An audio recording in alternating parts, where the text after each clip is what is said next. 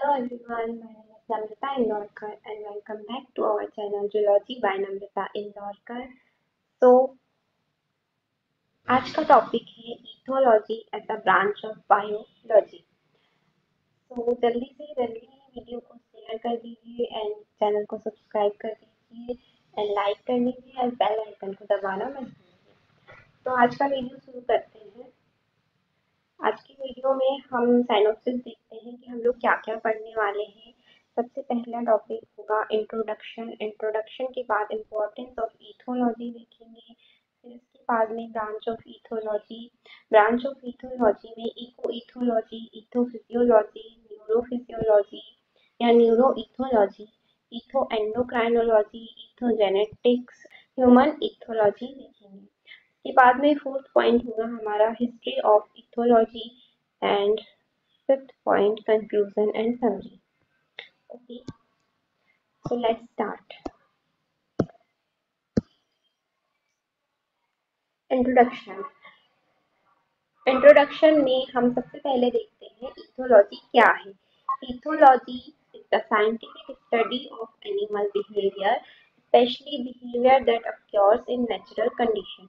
मतलब कि इथोलॉजी एक ऐसी साइंटिफिक स्टडी है जिसमें हम एनिमल के बिहेवियर का स्टडी करते हैं। एनिमल के बिहेवियर का स्टडी तब करते हैं जब एनिमल अपनी नेचुरल कंडीशन में पाया जाता है। ठीक है, उसके बाद में अब हम देखते हैं कि इथोलॉजी का ओरिजिन या इथोलॉजी वर्ड का ओरिजिन किस तरह से हुआ था। इथोलॉजी वर्ड का ओरिजिन हुआ था ग्रीक वर्ड इथोस से, जिसका मीनिंग होता है कैरेक्टर और बिहेवियर। ठीक है, इथोलॉजी दो ग्रीक वर्ड से मिलकर बना होता है, इथोस प्लस लॉजी, जिसमें इथोस का मीनिंग होता है हैबिट, बिहेवियर या कैरेक्टर ऑफ एनिमल और लॉजी का मीनिंग होता है स्टडी। ठीक है, तो इथोलॉजी का लिटरली मीनिंग होता है द स्टडी ऑफ बिहेवियर। तो अगर हमें डेफिनेशन लिखना है तो सिंपल फॉर्म में हम लिख सकते हैं ethology is the scientific study of animal behaviour, specially behaviour that occurs in natural condition. Okay, अब आगे बढ़ते हैं। इसके बाद में हम देखेंगे example of animal behaviour. Example of animal behaviour में डिफरेंट टाइप के एनिमल बिहेवियर्स को देखेंगे, जिसमें से है पहला है इनेट बिहेवियर या इंस्टिंक्टिव बिहेवियर, सेकंड है लर्न बिहेवियर, थर्ड है सोशल बिहेवियर, इसी प्रकार से फोर्थ है रिप्रोडक्शन बिहेवियर, फिफ्थ है टेरिटोरियल बिहेवियर और सिक्स्थ है इम्प्रिंटिंग। सो अब हम इनके बारे में थोड़ी थोड़ी डिटेल बेसिक जानकारी देख लेते हैं। ठीक है, example of animal behavior. Innate behavior, thus behavior are genetically programmed and do not need learning। मतलब कि ये पहले से जेनेटिकली प्रोग्राम्ड होते हैं, इसे सीखने की ज़रूरत नहीं होती है। जैसे कि न्यूबॉर्न टर्टल होता है, आफ्टर हैचिंग के बाद में वो समुद्र की ओर मूव करता है, तो ये जेनेटिकली प्रोग्राम्ड होता है, अपने पेरेंट्स के जैसे समुद्र की ओर गति करता है। और इसी प्रकार से बर्ड का माइग्रेशन सीजनल चेंज के टाइम होता है, ये भी जेनेटिकली प्रोग्राम्ड होता है। पहले से ये हैबिट उनमें पाई जाती है कि सीजन चेंज होगा तो उन्हें एक जगह से दूसरी जगह में जाना होगा। उसके बाद में सेकेंड नंबर है learn behaviour. This behaviour are learn from experience and observation. Experience और ऑब्जर्वेशन के द्वारा जो सीख करके बिहेवियर दर्शाया जाता है उसे लर्न बिहेवियर कहते हैं। जैसे कि एक आर्मी का डॉग आपने देखा होगा, आर्मी के डॉग को पहले ट्रेनिंग दी जाती है, तो उस ट्रेनिंग के हिसाब से आर्मी का डॉग उस हिसाब से हैबिट बना लेता है और बिहेवियर शो करता है। जैसे कि एक इस इमेज में दिया गया है, एक डॉग को सिट कमांड दी जाती है तो वो बैठा रहता है। उसी प्रकार से बर्ड्स अपने से एडल्ट बर्ड्स से सॉन्ग्स सिंगिंग करना सीखते हैं, तो ये सब लर्न बिहेवियर में आता है। इसके बाद में सोशल बिहेवियर। सोशल बिहेवियर की डेफिनेशन कुछ इस प्रकार हो सकती है, जैसे कि this behaviours happens in group living animals and involve communication, cooperation, hierarchy. मतलब कि सोशल बिहेवियर उनमें पाया जाता है जो एनिमल ग्रुप में पाए जाते हैं, जैसे कि मंकी जो है ग्रुप में पाए जाते हैं और हनी भी ग्रुप में हनी बीज को एक जगह पे भोजन प्राप्त हुआ तो वो उस भोजन का एड्रेस बताने के लिए अपने साथ वाली मधुमक्खियों को डांस करके उस भोजन की डायरेक्शन शो करेगी। उसी प्रकार मंकी अपनी बॉन्ड को स्ट्रॉन्ग करने के लिए ग्रूमिंग करते हैं, मतलब जैसा इस इमेज में दिया गया है दूसरे मंकी के सिर को सहलाते हैं। ठीक है। इसके बाद में फोर्थ नंबर का बिहेवियर है रिप्रोडक्टिव बिहेवियर। रिप्रोडक्टिव बिहेवियर अपने साथी को अट्रैक्ट करने के लिए किया जाता है अट्रैक्टिंग मेल्स, जैसे कि पीकॉक, जैसे इस इमेज में दिया गया है मेल पीकॉक है पीहेन को अट्रैक्ट करने के लिए अपने पंख को फैलाता है। और बर्ड्स जो है अपने ब्रीडिंग सीजन में घोंसले का निर्माण करते हैं, तो ये सब उनके रिप्रोडक्टिव बिहेवियर के अंतर्गत आता है। फिफ्थ है टेरिटोरियल बिहेवियर। अपनी जगह, अपने घर, अपने फूड एरिया को सुरक्षित करने के लिए टेरिटोरियल बिहेवियर अपनाया जाता है। जैसे टाइगर ग्रोवलिंग करता है दूसरे लोगों को वार्न करने के लिए कि ये मेरा एरिया है। इसी प्रकार डॉग अपने एरिया में यूरिनेट कर देता है ताकि वो अपने क्षेत्र को मार्क कर सके, अपनी टेरिटोरी को मार्क कर सके। इसके बाद में सिक्स्थ नंबर का पॉइंट है इम्प्रिंटिंग। एक स्पेशल टाइप की लर्निंग होती है, ये क्रिटिकल अर्ली लाइफ पीरियड के दौरान होती है। इट इज यूजुअली इरिवर्सिबल, मतलब कि ये रिवर्स नहीं हो सकती। जैसे कि डकलिंग अपनी मदर को आफ्टर बर्थ फॉलो करते, जैसा इस इमेज में शो किया गया है। ओके। इसके बाद में इम्पोर्टेंस ऑफ इथोलॉजी देखते हैं। सबसे पहला नंबर का पॉइंट है अंडरस्टैंडिंग एनिमल बिहेवियर। एनिमल के बिहेवियर को अंडरस्टैंड किया जा सकता है इथोलॉजी के अध्ययन से, जैसे उनकी feeding technique, mating technique, social interaction, किस तरह से सोशली इंटरेक्ट करते हैं, ये सब चीज़ें हमें पता हो सकती है इथोलॉजी के अध्ययन से। सेकेंड नंबर का पॉइंट है wild life conservation. Knowledge of animal behaviour supports effective conservation strategies and habitat management. अगर हमें एनिमल के बिहेवियर के बारे में नॉलेज होगा तो उनकी कंजर्वेशन की स्ट्रेटेजी हम अच्छी तरह से बना सकते हैं, उनके हैबिटेट को हम अच्छी तरह से मैनेज कर सकते हैं। थर्ड नंबर का पॉइंट है इम्प्रूव्ड एनिमल वेलफेयर।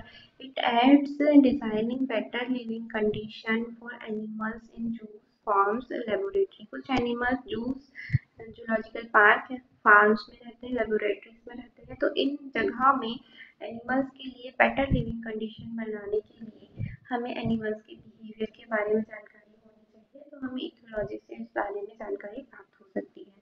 पेट ट्रेनिंग, जो पेट लवर होते हैं उन्हें अपने पेट के बारे में जानकारी होनी चाहिए, तो वो हम इथोलॉजी से प्राप्त कर सकते हैं ताकि उनके बिहेवियर इशूज को हम मैनेज कर सकें कि वो कब एग्रेसिव हो रहा है, कब नहीं हो रहा है। एग्रेसिव हो रहा है तो उसे किस चीज़ की ज़रूरत है, अगर उसे कोई मेंटल इलनेस तो नहीं हो गई, ये सब चीज़ें हम इथोलॉजी में पढ़ के समझ सकते हैं। ठीक है। Insight to human evolution. Ethology के अध्ययन से ह्यूमन के ओरिजिन और इवोल्यूशन के बारे में, मतलब ह्यूमन के बिहेवियर की ओरिजिन और इवोल्यूशन के बारे में जानकारी मिलती है by comparing to other animals. Okay. Branch of ethology. तो सबसे पहली ब्रांच है इको इथोलॉजी, मतलब कि इको इथोलॉजी में इकोलॉजिकल फैक्टर्स एनिमल्स के बिहेवियर को किस तरह से अफेक्ट करते हैं, तो इस बारे में अध्ययन किया जाता है, इको इथोलॉजी फील्ड कहलाती है। कौन कौन से फैक्टर्स उसे अफेक्ट कर सकते हैं, जैसे habitat, climate, food availability, predators and social interactions, ये सब इकोलॉजिकल फैक्टर्स हैं जो एनिमल के बिहेवियर को अफेक्ट कर सकते हैं। ठीक है। जैसे एक डेजर्ट फॉक्स है, वो दिन में एक्टिव होने की जगह रात में एक्टिव होते हैं, क्योंकि दिन के टाइम में हीट ज़्यादा होती है, गर्मी ज़्यादा होती है, तो ये हीट जो है उस डेजर्ट फॉक्स के लिए इकोलॉजिकल फैक्टर है जो उसके बिहेवियर को अफेक्ट करता है, जो उसके बिहेवियर को रात में एक्टिव होने के लिए अफेक्ट करता है। तो इस प्रकार से इको इकोलॉजी कहलाती है। ठीक है। उसके बाद में ethophysiology. Ethophysiology is the study of how animals internal physiology process, animal की इंटरनल फिजियोलॉजी प्रोसेस जैसे hormonal process, nervous system, brain function, उसके बिहेवियर को किस तरह से इन्फ्लुएंस कर रहे हैं, किस तरह से कंट्रोल कर रहे हैं, इसके बारे में स्टडी हम इथोफिजियोलॉजी के अंदर करते हैं। फॉर एग्जांपल देखते हैं, जैसे एक डॉग ने अपने सामने कोई खतरा देखा, अपने उस खतरे को देख करके उस डॉग को डर लगा तो उस डॉग के अंदर एड्रेनलिन हार्मोन रिलीज हो गए, जिससे उसकी हार्ट बीट जो है वो तेज हो गई। हार्ट बीट तेज हो गई तो उसके एग्रेसिव बिहेवियर को ट्रिगर हुआ, तो वो डॉग एग्रेसिव हो गया। तो इस इंटर रिलेशन को, एग्रेसिव बिहेवियर और उसके हार्मोन में जो इंटर रिलेशन है, उसे इथोफिजियोलॉजी के अंदर स्टडी किया जाता है। इसके बाद में देखेंगे neuroethology. Neuroethology is the study of how the nervous system controls natural behaviour in animals. It combines neuroscience, how the brain and nerves works with ethology, animal behavior in natural condition। ठीक है, न्यूरोइथोलॉजी एक ऐसी science है जिसमें हम ये समझते हैं कि एनिमल के दिमाग और नर्व्स का सिस्टम उसके नेचुरल बिहेवियर को कैसे कंट्रोल कर सकता है। तो ये सब्जेक्ट न्यूरोसाइंस और इथोलॉजी का कॉम्बिनेशन होता है।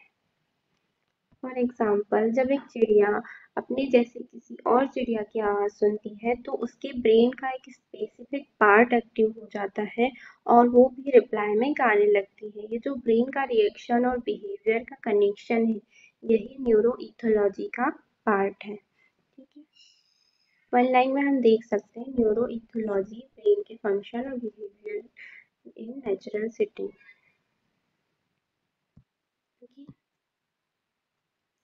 Ethoendocrinology is the branch of science that studies the relationship between animal behavior and hormones, the endocrine system. It explains how hormonal changes influence behavior, especially in natural or social contexts. Endocrinology एक ऐसी study है जिसमें हम ये देखते हैं कि hormone का एनिमल के बिहेवियर पर क्या इफेक्ट पड़ता है। ठीक है, ये साइंस बताता है कि बॉडी के अंदर के हार्मोनल चेंजेस कैसे बिहेवियर को कंट्रोल या इन्फ्लुएंस करते हैं।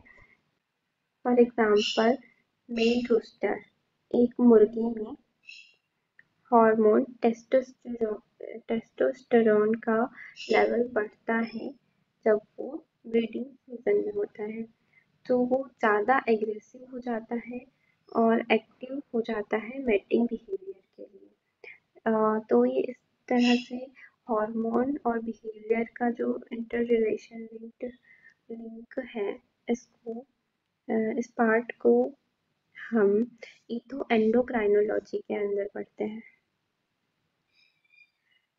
इसके बाद हम देखेंगे ethogenetics. Ethogenetics is the study of how genetic factors, heredity influence animal or human behavior. It focuses on how behavior are passes down from parents to offspring through genes. Genetics एक ऐसी study है जिसमें हम ये देखते हैं कि jeans, यानी जो हम अपने पेरेंट्स से इनहेरिट करते हैं, वो हमारे बिहेवियर को कैसे इफेक्ट करते हैं। जैसे कुछ बर्ड्स हैं, जैसे ही पैदा होते हैं उन्हें एक स्पेसिफिक तरीके से घोंसला बनाना आता है बिना किसी ट्रेनिंग के। ये जेनेटिकली इनहेरिटेड बिहेवियर होता है और इसी को इथोजेनेटिक में स्टडी किया जाता है। तो ये चीज़ लिखी हुई है, some birds are born with the instinct to build nests in a specific way. This nest building behavior is inherited genetically and studied under ethogenetics. ठीक, human ethology is the scientific study to emulate natural human behavior, especially those that are biological programmed and observed across all human culture. Human ethology में हम ये study करते हैं कि इंसान के अंदर जो नेचुरल बिहेवियर होते हैं, जैसे मुस्कुराना, गुस्सा होना, डर लगना, वो कैसे बायोलॉजिकल और इवोल्यूशनरी बेसिस पर डेवलप होते हैं। अब हम बात करेंगे इथोलॉजी के इतिहास के बारे में, यानी एनिमल बिहेवियर के स्टडी का हिस्ट्री। कैसे शुरुआत हुई, कौन कौन साइंटिस्ट इस फील्ड में आए और क्यों उनका काम आज भी इम्पॉर्टेंट है। चलिए शुरू करते हैं। सबसे पहले चलते हैं प्राचीन समय में। लोग एनिमल्स को ऑब्ज़र्व करते थे, उसकी हंटिंग के लिए, फार्मिंग के लिए, रिलीजियस रीजंस के लिए। लेकिन ऐसे ग्रीक फ़िलोसोफर थे जिन्होंने एनिमल बिहेवियर को सिस्टमेटिकली डिस्क्राइब किया। वो थे एरिस्टोटल। ठीक है, तो वो जो थे वो जूलॉजी के फाउंडिंग फादर थे और इथोलॉजी के भी एक बेस बनाया था उन्होंने। अब चलते हैं 20वीं सेंचुरी की तरफ, जब शुरू हुआ मॉडर्न इथोलॉजी का ज़माना। इथोलॉजी के 3 महान साइंटिस्ट थे जिन्होंने एनिमल्स के बिहेवियर को साइंटिफिक नज़रिए से स्टडी किया। पहले थे कॉनराड लॉरेंज, ऑस्ट्रिया के थे। इन्होंने इम्प्रिंटिंग को स्टडी किया, जैसे छोटी डकलिंग अपनी माँ को फॉलो करती है, इसी कारण उन्हें कहा जाता है फादर ऑफ इथोलॉजी। और सेकंड साइंटिस्ट थे निको टिम्बरसन के, ये नीदरलैंड से थे। इनका काम था इंस्टिंक्टिव बिहेवियर्स, यानी जो एक्शंस जन्मों से प्रोग्राम्ड होते हैं। उन्होंने बिहेवियर के 4 इम्पोर्टेंट क्वेश्चंस बताए थे: कॉज, डेवलपमेंट, इवोल्यूशन, फंक्शन। ये 4 क्वेश्चन आज भी बिहेवियर स्टडी का फाउंडेशन है। थर्ड साइंटिस्ट थे कार्ल वॉन फ्रिस्ट, जर्मनी के थे। इन्होंने वैगल डांस ऑफ हनी बीज, जो हनी बीज का डांस था वो वैगल डांस फॉर्म इन्होंने डिस्क्राइब किया था, जिससे बीज एक दूसरे को बताती है कि खाना कहाँ अवेलेबल है। और सबसे बड़ी बात, इन तीनों साइंटिस्ट को 1973 में नोबेल प्राइज़ मिला था इनके इथोलॉजी के काम के लिए। आगे चलकर इथोलॉजी ने साइकोलॉजी के साथ मिलकर एक नई फील्ड, जैसे कि बिहेवियर इकोलॉजी, सोशियो बायोलॉजी और कॉग्निटिव इथोलॉजी। अब फोकस ये था इसमें कि बिहेवियर का एनिमल के सर्वाइवर और रिप्रोडक्शन में क्या रोल है। और अभी आज के टाइम में जो इथोलॉजिस्ट जो यूज़ करते हैं ना टूल्स इथोलॉजी के बारे में स्टडी के लिए, वो है वीडियोस, जेनेटिक्स और न्यूरोसाइंस। और वो स्टडी करते हैं वाइल्ड एनिमल, डोमेस्टिक एनिमल, और उसमें ह्यूमंस भी शामिल होते हैं। तो चलिए अब एक क्विक समरी देख लेते हैं। इथोलॉजी की डेफिनेशन क्या है। इथोलॉजी एक साइंटिफिक स्टडी है जो एनिमल्स के बिहेवियर को उनके नेचुरल एनवायरनमेंट में समझने की कोशिश करती है। ये बायोलॉजी की एक ब्रांच है जो इंस्टिंक्टिव, लर्न्ड और सोशल बिहेवियर को स्टडी करता है। इथोलॉजी शब्द ग्रीक वर्ड से आया था। इथोस यानी बिहेवियर होता है और लोगोस यानी स्टडी होता है, यानी कि बिहेवियर की स्टडी करना। कुछ इम्पॉर्टेंट इथोलॉजिस्ट थे, जिनमें से कॉनराड लॉरेंज, जिन्होंने इम्प्रिंटिंग के लिए खोज की थी। दूसरे थे निको टिम्बरसन, उन्होंने दिए थे 4 फेमस क्वेश्चन बिहेवियर के बारे में। और थर्ड साइंटिस्ट थे कार्ल वॉन फ्रिस्ट, इन्होंने बीज के कम्युनिकेशन यानी वैगल डांस को डिस्कवर किया था। इथोलॉजी हमें ये समझने में मदद करता है कि एनिमल्स कैसे सर्वाइव करते हैं, कैसे इंटरेक्ट करते हैं सोशल स्ट्रक्चर में, जैसे कम्युनिकेशन, मैटिंग और एग्रेशन। और ये सब बिहेवियर इवोल्यूशन के थ्रू कैसे शेप हुआ। इथोलॉजी बायोलॉजी को साइकोलॉजी, इकोलॉजी और इवोल्यूशन के साथ कनेक्ट करता है और हमें एक डीप इंसाइट देता है एनिमल्स के बारे में, जिसमें ह्यूमंस भी इंक्लूड होते हैं, कि वो क्यों ऐसे बिहेव करते हैं जैसे वो करते हैं, जैसे वो शो करते हैं कि वो ऐसा बिहेव क्यों करते हैं। इसके बारे में हमें जानकारी मिलती है। तो दोस्तों, अब आपको इथोलॉजी का बेसिक क्लियर हो गया होगा। अगर वीडियो पसंद आया हो तो प्लीज़ लाइक और शेयर और सब्सक्राइब कीजिए। मिलते हैं अगले वीडियो में एक नया टॉपिक के साथ, सिर्फ जूलॉजी बाय नम्रता इंदौरकर पर। बाय दोस्तों, हैप्पी लर्निंग।